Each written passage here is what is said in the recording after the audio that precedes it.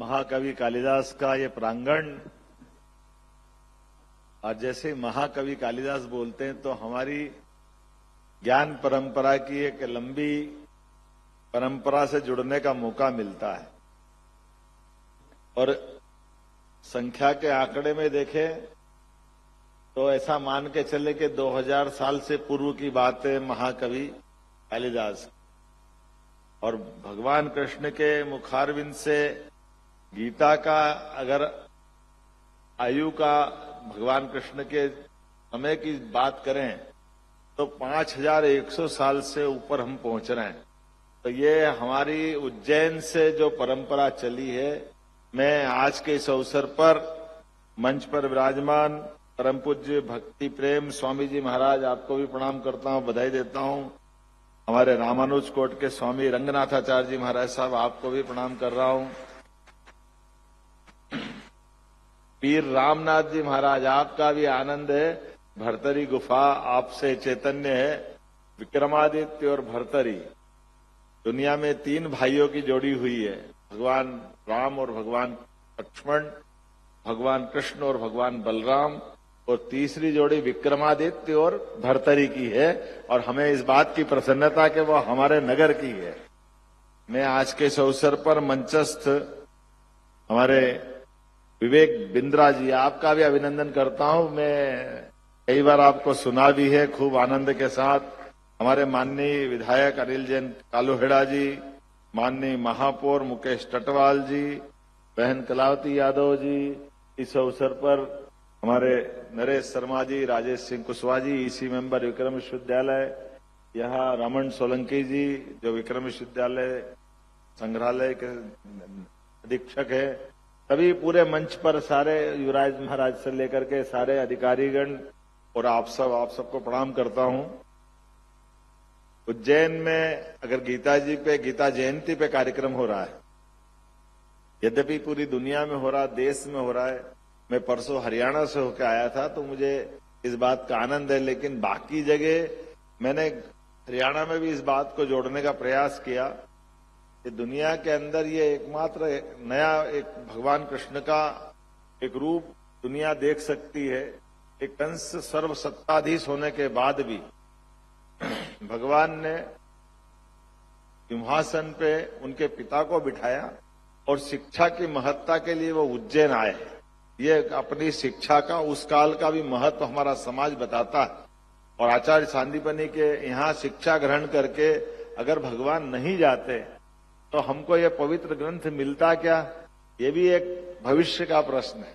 यद्यपि वो सर्व समर्थ प्रभु हैं, लेकिन फिर भी मानव जो योनि में अगर उनने जन्म लिया है तो मानव योनि में जन्म लेकर के किसी भी शिष्य की पहचान उसके गुरु से होती, और गुरु के माध्यम से गुरुकुल को जिनने धन्य किया है, हमारे लिए सौभाग्य की बात है कि उज्जैन का भी उसमें गौरव जुड़ा है। ऐसे में जब गीता जयंती की बात आएगी तो महाभारत के कुरुक्षेत्र के अंदर उनने वहां बहुत अच्छे ढंग से बात कही। ये बात भी सही है। कभी कभी मैं तो इसकी व्याख्या नहीं कर सकता, हमारे सारे संत वृंद यहां बैठे हैं, लेकिन एक प्रश्न जरूर मन में आता है। भगवान गीता को अर्जुन को सुना रहे हैं, आमने सामने की सेना है, और उस सेना में हमारे सारे धर्माचार्यों ने सबने बात कही है, निमित्त बने अर्जुन, कि अर्जुन को सुना रहे हैं। एक पक्ष इस पे और ये भी जुड़ता है, इस पे हमको ध्यान देना चाहिए कि भगवान कृष्ण की उस पूरे युद्ध में भूमिका क्या थी। कभी कभी हम नादानी में उनकी भूमिका केवल सारथी वाले ले लेते। सारथी की भूमिका थी क्या? सारथी की भूमिका तो थी, लेकिन सारथी से बढ़कर भूमिका थी। उस पूरे युद्ध के उस पूरे माहौल में कोई भी ऐसा व्यक्ति नहीं था जिसने अपने व्यवस्था का 2 भाग में हिस्सा किया। एकमात्र भगवान श्री कृष्ण थे जिनने अपनी सारी सेनाएं सामने खड़ी करी और वो अपने दूसरे पक्ष के साथ खड़े हुए। ये भगवान का उस समय का अपना सबसे बड़ा योगदान है। और उससे बड़ा भी योगदान क्या है, जो प्रशासनिक दक्षता के लिए उदाहरण बनेगा। आप कल्पना करो कि वो उनकी नारायणी अजय सेना, जिससे भगवान ने बड़े से बड़े युद्ध में सदैव जीत हासिल की, कभी पराजय का मुख नहीं देखा, ऐसी इतनी बड़ी सेना को, जिसमें सिपाही से लेकर के सबसे बड़े अधिकारी तक सबको सामने खड़ा कर दिया, और केवल अपने आदेश से। हम कल्पना करें कि प्रशासनिक कितनी कुशलता से उनने सेना को अनुशासन सिखाया होगा। कि कोई किसी के पास भी, हम अभी मेरे को बहुत सारी गीता की अलग अलग प्रकार की अपने प्रतियां दी होगी, लेकिन मैं बगैर पढ़े लिख के दे सकता हूं। मेरे हिसाब में तो कोई गीता में ये पक्ष नहीं मिलता कि भगवान ने जिसको सेना में सामने खड़ा करा और वो अपना मैदान छोड़ के चला गया।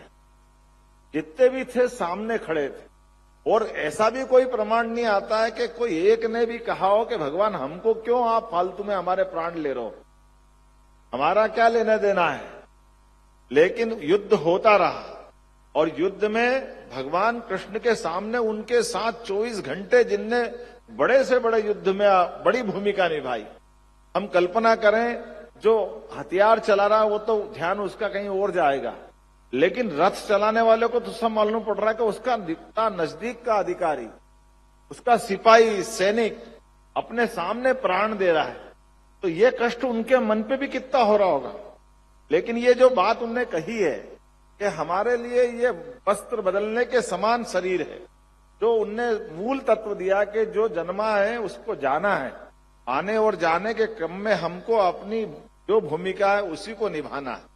तो मैं मान के चलता हूं कि भगवान कृष्ण का वो अनुशासन का पक्ष, उनकी अपनी उस दक्षता का पक्ष, तो सच्चे अर्थों में गीता हमको कई बातें सिखाती, जैसे अपने मन के नियंत्रण पे। तो मैं तो ये मानता हूं कि भगवान ने अर्जुन को निमित्त बनाया, पहले अपनी आत्मा को सुनाई, उनने अपने आप को इस बात के लिए पुष्ट किया है कि जो मैं कर रहा हूं मेरे अपने पे धारण करके देखता हूं, मेरे अपने आप पर इसको उनने अपने आप पे लागू किया है।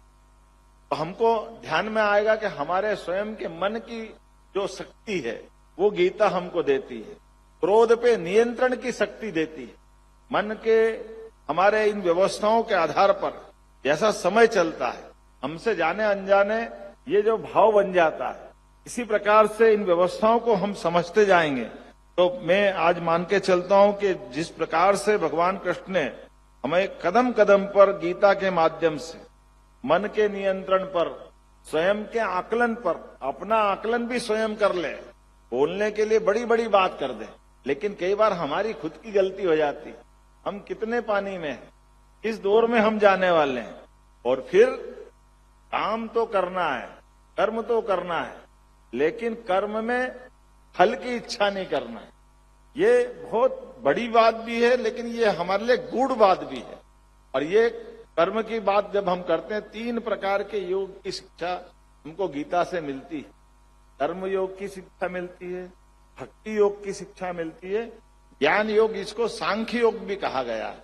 ये तीनों योग की शिक्षा हमको गीता से मिलती है।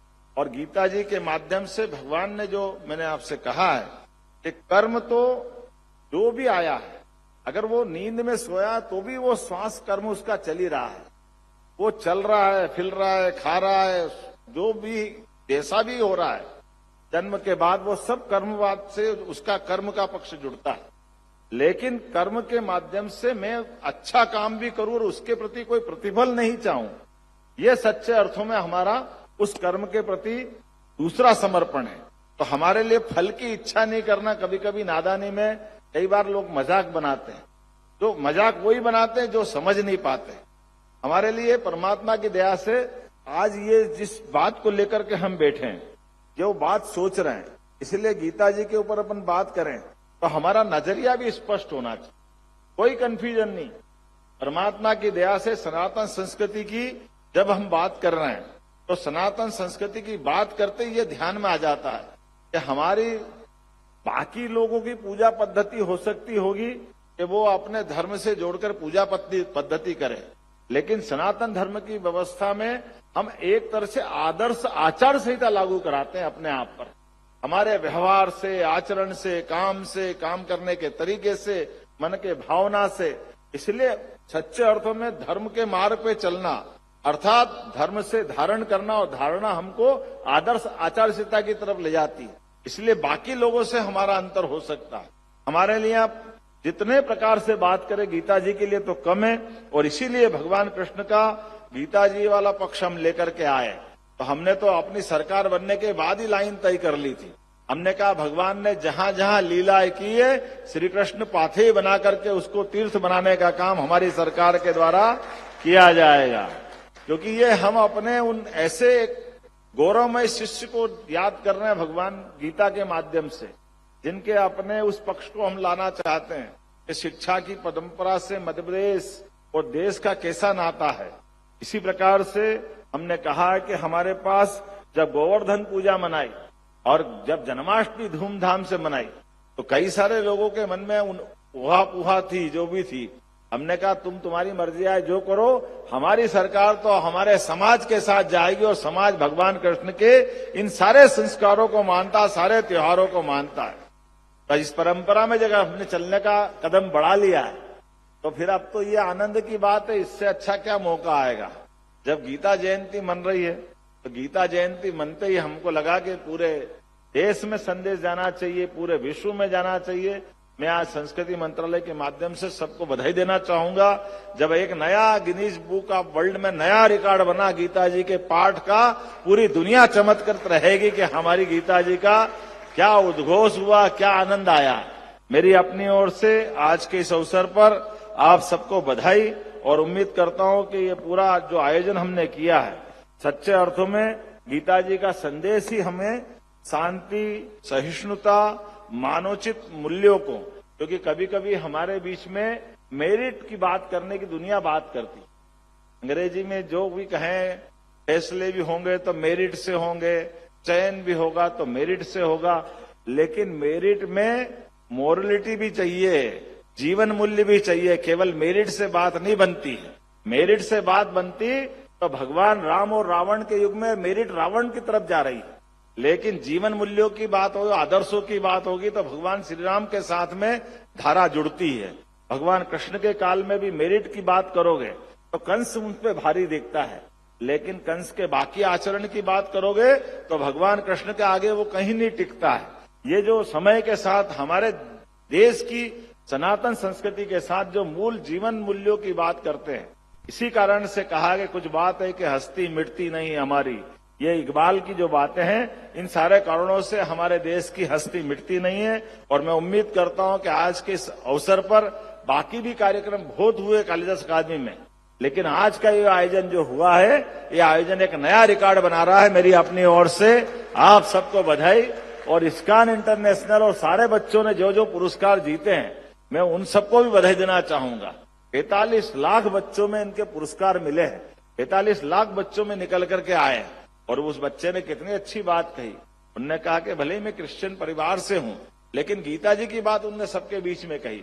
और ये बात भी सही है, गूगल के सर्च इंजन के आधार पर आप देख लेना, एकमात्र ग्रंथ पवित्र गीता जी है जिसको दुनिया के सबसे ज्यादा लोग सर्च करते हैं और पढ़ते हैं। हमें इस बात का गर्व है, गीता जी वो सबको मार्ग दिखाती, सबकी जिज्ञासा का समाधान कराती है। आज के इस अवसर पर मेरी अपनी ओर से एक बार पुनः अच्छे आयोजन की बधाई। बोलो गोपाल कृष्ण भगवान की।